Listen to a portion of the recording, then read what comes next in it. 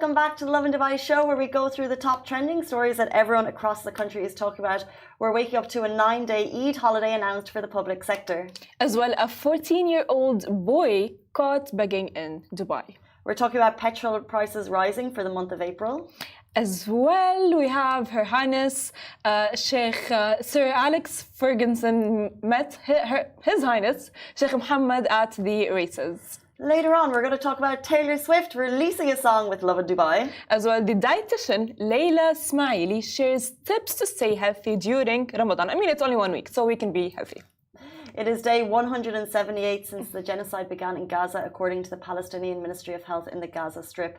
The death toll has risen to 32,782, while 75,298 have been injured, and more than 1.9 million people have been displaced from their homes. Dubai iftar time for today is 6:39 p.m. You can find up-to-date prayer timings on Lovin Dubai website. Today's weather, in case you haven't opened your curtains, it's a foggy morning. Expect the sun to shine from 3 p.m. with highs of 27 degrees. But before we get into all of that, the big story that broke across the country this weekend. The fire, the grand big fire that has been all over social media. Now, why is it grand and big? Because usually we don't see such fires happening in Dubai. But let's say that it is managed by now. So this is actually really big for Dubai people. I mean, yeah, the story broke and we have so many comments of people just saying, coming through, we freaked out, it was super loud, the smoke was unbelievable. Someone said, I was there on the highway, it was a, they said big truck accident, something bumped, but thank you to Dubai Police, probably also Dubai Civil Defence for being there super quickly. I mean, we haven't seen smoke plumes this kind of shocking in quite some time. Someone said my villa was 150 yards away from where it happened, near Arabian Ranches 3. It was very, very scary. Fair play to the emergency services for getting that under control quickly. Like, imagine being the emergency services and their families, knowing that your family is going towards that and that they're fighting it. But just a massive thank you and shout out to them for managing to get rid of the fire in a controlled manner in a super quick time. I mean, Dubai Police and Dubai just never fails us at this point. But you're right, you know, like seeing such a fire happen is grand. It might not be grand and massive to other people, but because like it never really, or let's say it's never really, let's say it's just like it rarely happens in Dubai. So this for sure, you guys, I can assure you, concerned a lot of residents, as you said, specifically in Dubai ranches, right? And it's like, it is, I mean, look at the smoke, look at the fire. It's very rare to see such a fire actually just like break out in Dubai. Yeah, and I think they have that, the question of how should news be reported, or when is a story a story? And you know that if something is more relatable to a person, they're more likely to click and engage. And when you see a fire of this magnitude next to a residential community, that something that looks similar to your own, I think your heart skips 5 beats because you're thinking, is that my home? But we reported the story when it went live, and then we were able to announce that it was managed effectively, which was great news shortly after. But so many on the ground reports of people hearing it, people seeing the smoke, so many videos coming through. So we're thankful to say that everything was managed swiftly. For sure, and it's specifically like when you live in a city like Dubai, where you are very used to safety and just like everything around you is just like clean and organized and safe. So seeing such a fire will for sure concern you. You know what I mean? As you said, it can be, you're like, oh my God, it's either a car that just like, I don't know, like exploded from the heat or something like that, or it could be a house that just like went on fire. And for sure, as I said, and I'll say it again, residents were actually concerned. Yeah, of course. These things can happen, as you said, people who live in Dubai, but I don't think that's a... you know, there's this feeling of maybe being in a bubble sometimes, but when you see something like this, it takes you right out and brings you back down to reality. So we hope everyone was safe. And if we have more information on that, we'll bring it to you later on in the day across our social profiles. Let's jump into our top story of the morning, announced yesterday. Also, today is April 1. So all of the news that we announced, put a question mark on it. But this one has come directly from the government. So all true in this case, a 9-day Eid holiday announced for the public sector. So big news. The UAE cabinet has mandated a 1-week Eid al-Fitr holiday for the federal government employees. Government employees will enjoy paid leave from Monday to Sunday from April 8th to April 14th, which is pretty huge, with work resuming on Monday, April 15th. Now, in recent years, government and private sector workers typically enjoy the same holiday dates each year, but the announcements remain separate. Now, keep your fingers crossed for a similar announcement sometime this week for private sectors, which I'm very excited for, honestly. Same. I think, I don't know about you, but I thought it was going to be Tuesday, Wednesday, Thursday, Friday. So that would be a 4, plus if you get the weekend, a 6-day break. This really makes it a lot longer. Yeah. Previously, public and private sector holidays weren't the same, but there was a mandate a couple of years ago that for the most part they've always been, but there's separate announcements. So we're waiting. I'm waiting. I mean, we do deserve it after Ramadan, right? I mean, come on, like you guys, think about it. You do, and I'll just tag along.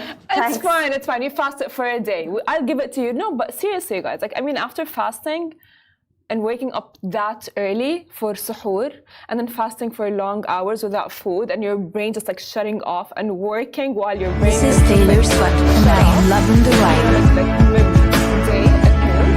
I mean, that is hard. So please, Yvonne, be nice. Give us, please, just do us. So like, I can't empathize. Never done it, but I can't imagine how mentally challenging fasting for that length of time is.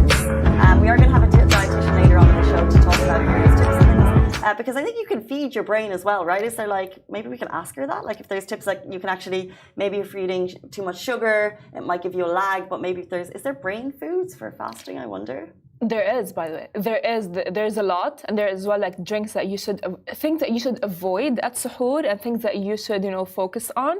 But either way, like if you want to think it, like if you think about it in this way, that when you are, let's say you had suhoor and then you're working throughout the day, you just like you just can't help it. You just can't help it. But your brain's gonna lag, which is why a lot of people like on the roads are like there's like road rage happening because like their brains lag. I think No, 100%. As in like you function, your brain functionality reduces, and that affects people in a different way. For me, I can only concentrate on one thing if I'm tired, such as today.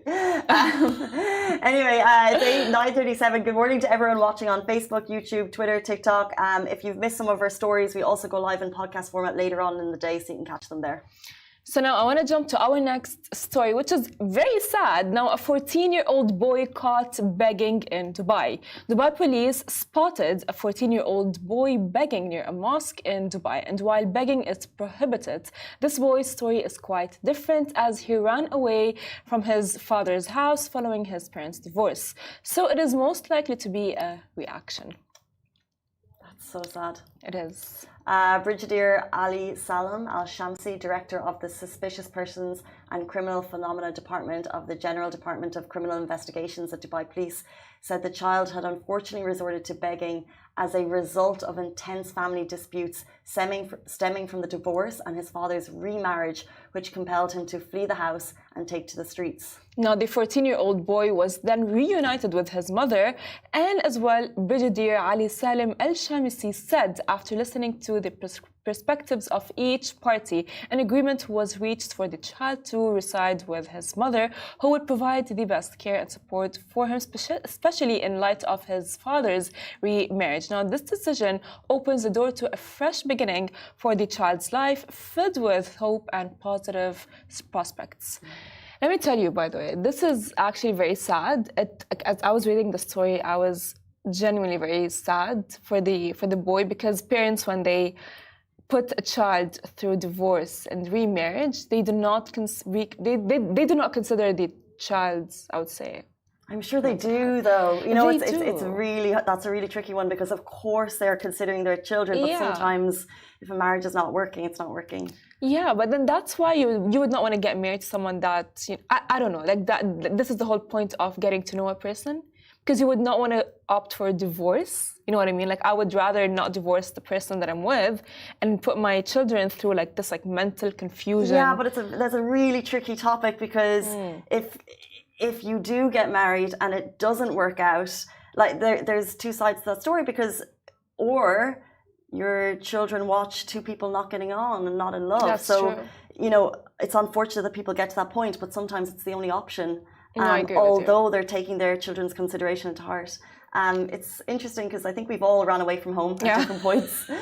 But in this case, the scenario, it's not a, you know, it's not a cute tantrum. The reason the child felt forced to run away was probably looking for attention. And I remember when I was teaching in a school here, I wasn't trained as a teacher. So my experience with kids wasn't great. Okay. So I was learning, and this was my first year, and I remember there was a boy and he was acting out, and he was acting out so much, like every class there was a tantrum, and, you know, tried to work with the supervisors and, you know, tried to help him as much as we could. But when we actually got to the crux of why he was throwing papers, why he was always looking for attention, why he was pulling things off the boards, why he was running around the bathrooms, why he was making noise, was actually his parents were going through a really difficult time.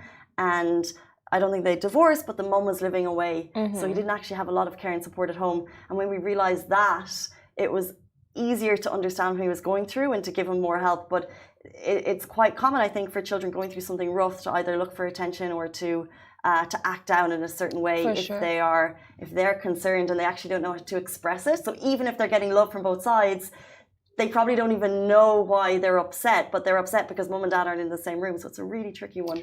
So I hope, and I'm glad to see that there's a happy ending here, but I hope that the boy and the family are able to find the peace. For sure. Actually, as well, I've not only done journalism, I've done psychology.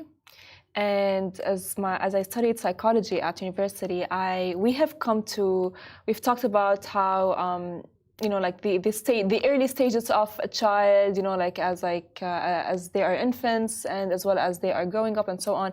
And as they grow up, specifically at that age, that is a very crucial age, because that is the age where like their minds is like a sponge. And because their minds are like a sponge, they just grasp everything. And it's a very awkward stage as well, because like they're trying to figure out themselves when what's around them is actually affecting them in so many ways. So that is probably what happened here, is the fact that, you know, like he is like kind of like, oh my God, I don't have a normal life, my mom and dad are not together, and so on. And a lot of hormones happen because it's in his like teenage years. He's 14, he's going through that awkward stage. So yeah, that's probably what happened, but it's actually a very sad story. However, as I said, it is a happy ending. And by the way, a mother is very essential in a child's life. She is, because a mother is like, fine, a dad provides in a way and a mother provides in a different way, but a mother is a very essential, I would say. They both are. Part. Yes, they both are. But we know that it's possible to find a happy home in either regard. So if divorce does happen, you know, the kids can find a happy life after. For sure. So we hope that this child does, and that he doesn't need to run away from home anymore. Let's jump into petrol prices. We have some not so much fun news on the petrol front. Yes, so petrol prices will be rising this April. Now, here are the latest updates on food prices. Starting today, motorists across the UAE will be seeing a hike in petrol prices. Super 98 petrol will be priced at 3.15 per litre, up from 3.03 back in March. Special 95 petrol will cost 3.03 per litre compared to 2.92 dirhams previously. E-Plus 91 petrol will be charged at 2.96 per litre, and that's up from 2.85. However, there is some relief for diesel users as prices are set to drop by 7 fils a litre. Diesel will now be priced at 3.09 a litre, down from 3.16. However, the rest of petrol are seeing a jump there. So not great news if you're on the roads, but it's again once a small jump, and we're still lucky to have quite low petrol prices comparatively with countries around the world. At this point, I think maybe I'll just like use the metro. It is why the prices are going if you can use the metro. Yeah, but the thing is, you know what's really like, I would say like gets me to go like, do I really want to use the metro? Do I not want to use the metro? Is the fact that, you know, it can get really crowded. Yeah. Which is like, I think that's just life though. Like if you live next to a metro station, it's a possibility. Like it's efficient, it's clean, it's fast. Yeah. You know exactly the times. It's not like, you know, you have a bus versus a metro. Like on the metro, the times are quite specific. Yes, it gets busy during rush hour, but I think that's just a fact in that's a fact in every top city in the world. That is true. If you live next to one, I think you usually pay for that because obviously it's quite convenient living next to one. But if you can use the metro, because also environmentally it's better, less cars on the road. I can't wait for the metro system to evolve so it goes to more areas and more people have the opportunity to use it. Because I think getting a taxi to a metro or getting a bus to a metro is less convenient. But if you live next to one, great news. I mean, I don't know, because for me, what I like to get in the car and I like to put my music and just like, vibe and just like go around the road and feel like, I don't know, I'm in a movie or something. I mean, I'm delusional, but you could have your I'm in a movie on the metro, you're looking out the window, watching the skyline to go by, and the view on the metro is fab. Yeah, but you don't always get, I don't know, a seat to sit down in. Yeah, I know. Such is life. 9:45 on a Monday morning. Let's jump into a big story. This weekend, by the way, our feeds were filled with so much amazing things going on in Dubai. And of course, none other than Dubai World Cup, where we saw royals gather. Here you can see the ruler of Dubai, His Highness Sheikh Mohammed bin Rashid Al Maktoum, Vice President, Prime Minister of the UAE and ruler of Dubai attending. And one person who got to meet him was in fact Sir Alex Ferguson. So the world's richest race happened this weekend, the Dubai World Cup. It was quite the star-studded event. We saw many influencers, members of the royal family, and we got a glimpse of two of the most respected leaders of all time, both lovers of racing. So His Highness Sheikh Mohammed met Sir Alex Ferguson. We also saw Dubai Princess, Her Highness Sheikha Mahra, Dubai Bling stars LJ and Farhana Bodhi, and TV presenter Wala Al-Faik, and also finally Swedish footballer Zlatan Ibrahimovic was there, along with Ali Kay and Hisham, who were at the races. I mean, they were celebrities, no? How was it, guys? How was it? Ali's saying it was like the movies. I don't know if you could hear on Instagram. How so?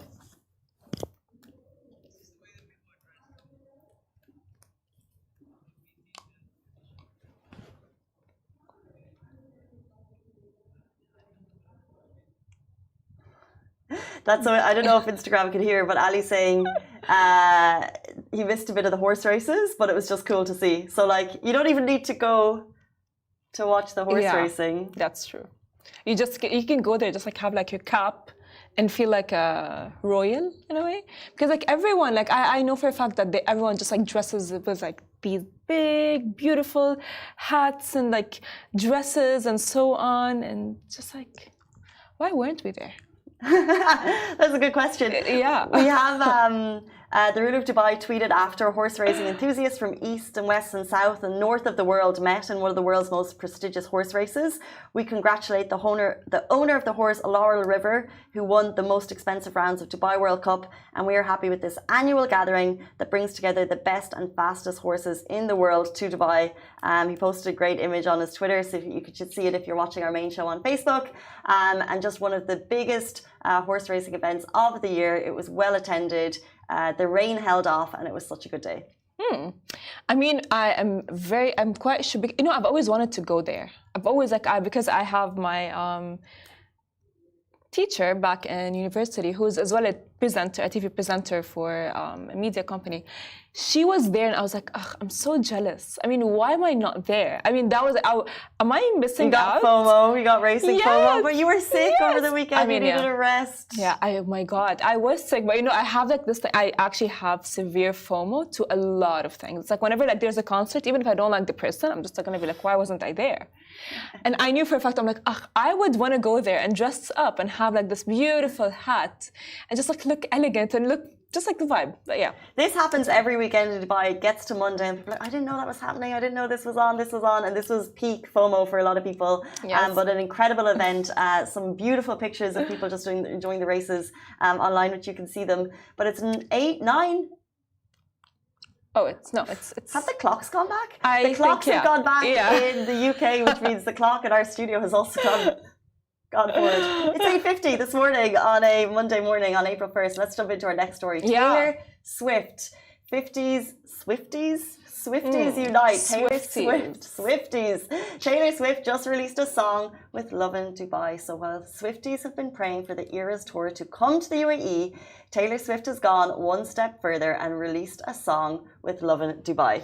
Now the song dropped just hours ago, trust me you guys, and it's already racking up views. She visited, I mean, the Lovin Dubai studios in Production City, and I met her personally to record the track, you know, of course, deemed the Lovin Dubai anthem.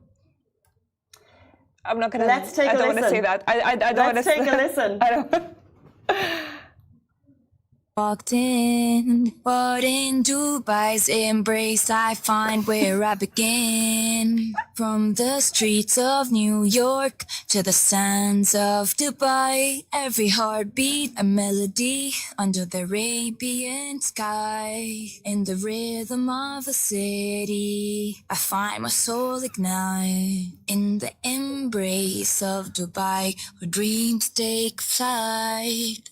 Walking down the boulevard in the Dubai heat, neon lights shining bright with every beat. I knew you were trouble when you walked in. Taylor Swift, what have you done to my ears? Why? This is so real, you guys.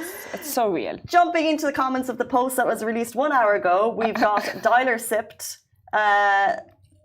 April Fools, WTAF, My Ears, Prima April Fools, Happy April Fools.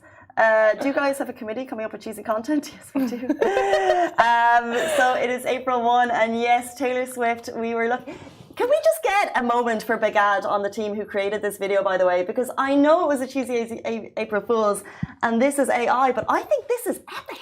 But Casey, we weren't supposed to just like tell them it's April Fools like that. We should have just like went with it and been like, hey. This is Taylor Swift, and I am loving the I ride. saw the comments. Oh my god! I mean, yeah, you know, but you guys have to honestly listen to it. It does not sound like Taylor Swift. To all Taylor Swift haters, this is not. This okay, fine. It might sound a bit like Taylor Swift, but it's not very Taylor Swift. But I'm more impressed with the video. Is it video real or AI? Can't tell. Rich, is this video real or AI?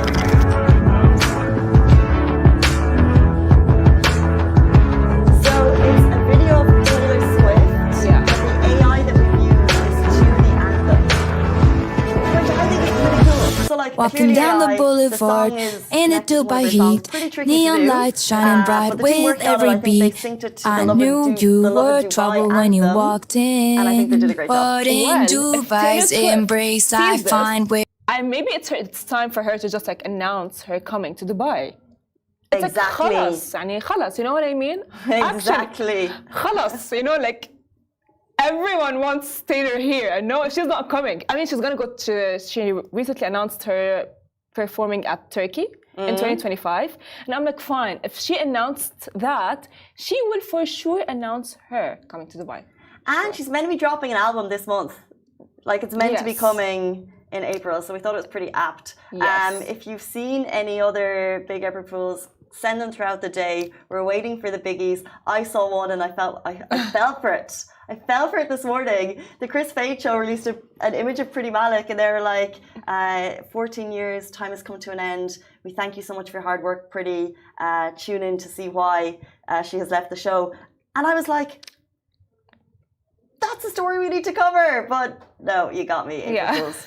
But stay awakened, you guys. Don't just like get fooled today. I'm not gonna trust anything. I'm not gonna trust anything today. Actually, nothing. You know, if anyone tells me anything, I'm gonna be like, what? No, it's April Fools. I don't trust you. Well, let's hold off because we are going to talk to a dietitian about staying healthy during the holy month of Ramadan, and you can trust her. Her name is Leila Smaili, and she'll be with us after this very short break. Please stay tuned.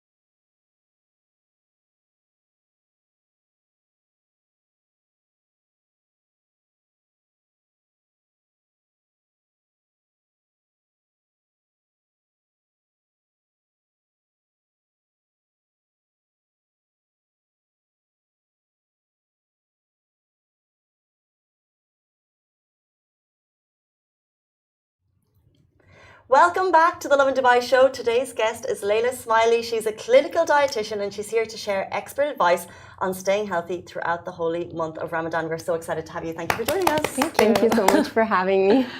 So, first of all, I know that Ramadan's going to end in a week. Yeah. But what are the top tips that you can give us to continue, I don't know, our healthy journey? Yeah, usually, when we get to the last 10 days or week, it just gets harder because everyone's kind of drained, a bit of dehydrated, the energy is a bit less. So I kind of just say, listen to your body and kind of like start really trying to avoid like sugary drinks because that's just going to make you happy, less energetic. Try to pick up a bit of your workout routine again. Just before iftar or after iftar, try to sleep a bit more. So just to kind of, give you a bit more energy through the last few days, because it's really hard, And this year, I don't know, from patients and everyone, I feel like it's harder than every year, and I don't know what it is. It's the weather, or I don't know what it is. And with a lot of gathering, it doesn't make it easier. Of course. Yeah. I wonder, after fasting for this length of time, is there any kind of deficiencies that your body might notice? So if you've fasted for 20 days and your entire diet has changed, are you deficient in certain things, and should you consider that as you break your fast? You know what? Yeah, if you're not having the right amounts of food, obviously from all food groups, you're probably gonna get deficient, because a lot of people in Ramadan skip suhoor, so they're actually having like one meal maybe and a few snacks. You're eating less protein, so a lot of people lose muscle mass in Ramadan. A lot of people are iron deficient. They get iron deficient a bit because they don't eat as much red meats and iron, rich foods, and so on. So yes, deficiencies do happen, and we do have to take them into consideration, especially in the young ones who are not really watching their whole diet. Mm-hmm. And we tend to eat more carbs in Ramadan, so that also sometimes it's like, empty calories, like in sugar drinks and desserts and so forth. So yeah, we're not getting a full nutrient-rich diet as we do outside of Ramadan, because the window is not that big, right? Yeah, because we're breaking our fast around 6:30, and if you're sleeping early, let's say, that's a few hours, so people don't tend to get hungry, and then you have suhoor, you can only eat so much, but on the other hand, you have people who stay up all night and feast all night and then sleep during the day. I mean, so it really varies how you're doing it. So, of course, because it's Ramadan, so as you said, there are a lot of gatherings happening. And after gatherings, what happens is people have, let's say, the iftar, and then just like an hour later, atayef comes, the dessert comes, atayef, knafi, and all of these things, they just like come, and it's like you're eating a lot, and it's a lot of sugar, right? But then it's like, it does not only fill you up, like you have like, let's say, like suhoor later on, and then you get like full, but then the next day it's like, oh yeah, you get really thirsty, and then people go like, oh yeah, you're thirsty because you had like sugary like suhoor and sugary things. So what is like the right, because like a lot of people go like, if you actually have this for suhoor, and if you have this like after iftar and after so on, you are most likely not to get thirsty or hungry. Okay, I'll tell you what. The first thing that you want to do not to get thirsty is try to get your water intake between, like iftar and suhoor. So you want to, whatever, 2 liters or 3 liters or whatever you need to drink, you need to drink that, okay? Now, for me, ideally, is having a dessert should be a few hours after iftar, like with a protein or, like a snack then, because when you have your iftar, you are so full. So if you're having something right after, you're just, your digestion won't be happy, and you're kind of expanding your stomach, right? So kind of leave it more as a snack with a protein, and then in the morning have your suhoor. But that's not ideal for everyone, right? Because of all the invitations and the gatherings and so forth. So I would kind of say, like, do it in moderation. So kind of like when, with my clients, we go through a meal plan where we kind of incorporate everything with your calorie needs, right? So I don't tell anyone not to have any dessert. That would just be not realistic, right? So we have to incorporate, small amounts in moderation to kind of feel satisfied, but at the same time, according to your goals to fit into your meal plan. So interesting. So you create a meal plan for people specifically for Ramadan as well? Yes, so people, I do. So what are the steps involved to creating that? Okay, so we would start off as suhoor. So you'd have a protein and fiber-rich meal for suhoor to kind of keep you up for a few hours, which would have like legumes, yogurt, oats, eggs, it would be really rich in protein and fiber with a fruit or, something like that. And would have water, of course, at that meal. And then when it comes to iftar, some people like to break it up. Some people like to have it at once. So we can either do it both ways, but it would be like, a set thing where you would have your date. So we would have a choice of dates. And then you would have your whatever samosas you're gonna have. So I always tell my patients that if you're gonna have it fried, have half the portion. If it's baked, you can have the full portion that's there. You'd have your soup, your salad, and then main course, which is what everyone would have. But when you kind of incorporate it into certain amounts and it fits into your calorie balance, then you know how much to eat and how much you're allowed. So you're more on track during Ramadan. And then we have a snack later on, which can be healthy if you're home, like fruits and nuts and all that. And then if you're invited, you can pick a few things that you like in terms of desserts. But I never say no to desserts because I know it, in Ramadan, everyone's going to have it. So I might as well put it in moderation on the menu. True. Yeah. That for sure is a thing. I mean, atayif is you can never say no to atayif. Yeah, it's really hard, especially when you're fasting all day, your body kind of craves sugar. So, you want to have it within a good portion. And the other thing too about hydration that you guys were asking me, so it's very important to avoid processed foods, high sodium foods for suhoor especially, so you don't get thirsty all day. Speaking of that, what is the right meal that we should have for suhoor that can keep us on our feet for longer hours regarding work, and as well not feel as thirsty throughout the day? Because as throughout the day, let's say people go to work and they just shut down midday. Yeah. How can we avoid shutting down? Look, I mean, your body adjusts. If you'll notice at the beginning of the Ramadan, it's really hard because you have caffeine withdrawal and all that, and you're so tired. And then you'll find midway your body picks up, you get used to it. But if you ask me what are 2 meals for suhoor that would really keep you full, is eggs and fool.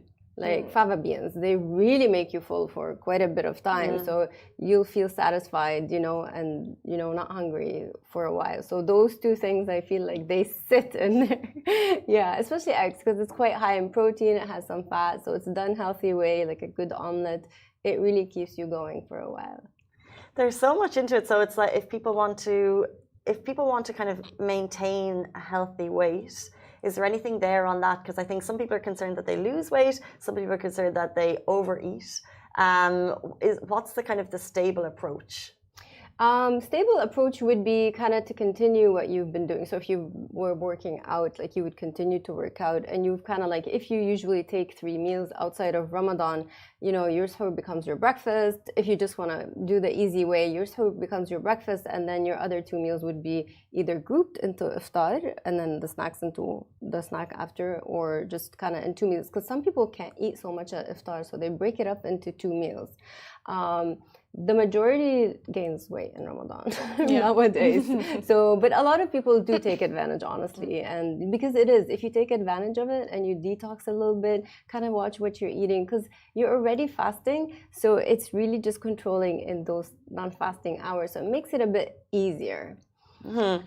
To those that are so used to coffee, what is the one tip that you can, I would say, give them to just I would say pick up without coffee, other than getting used to? Because for example, for me, I would either have tea in the morning or something like that, but now that I'm fasting during Ramadan, I'm ugh. It's hard. I mean, getting enough sleep, funny enough, is the number one thing to kind of not make you feel so tired. And before Ramadan, if you kind of wave yourself off slowly in the last week off caffeine, you won't have that feeling. But I think in Ramadan, one of the biggest things that makes everyone so tired is not getting enough sleep. Because you're staying up a little bit more to eat a bit, like to have at least a window to get your snacks in, to get your water, and then you wake up for suhoor, and then maybe you wake up like with the kids, or you know, if you have work early like you guys. So it's really hard. So your sleep is interrupted. So it makes you more tired. And I think that is one of the things that make you really tired, and hydration.